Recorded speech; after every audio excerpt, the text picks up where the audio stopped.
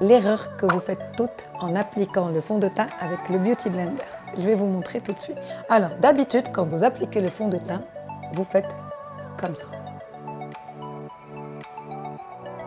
Et après, vous vous retrouvez à avoir un teint pas du tout uniforme. Au bout de 2 heures, vous avez des taches partout.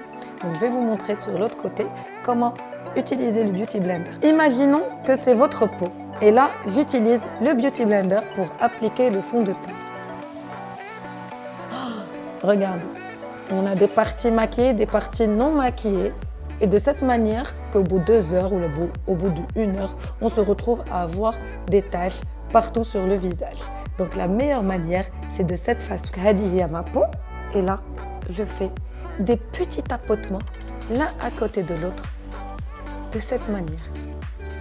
Vous voyez? De cette manière, vous êtes sûr d'appliquer votre fond de teint partout.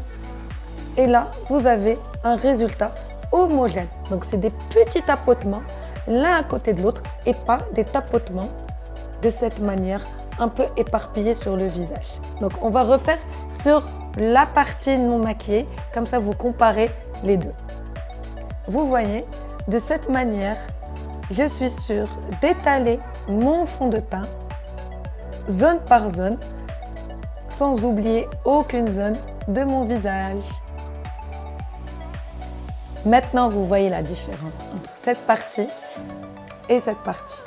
Donc, cette partie, vous êtes sûr de garder votre teint le plus longtemps possible et ne pas avoir cet effet tache par la suite. J'espère que cette astuce vous a plu et suivez-moi sur une autre chronique beauté.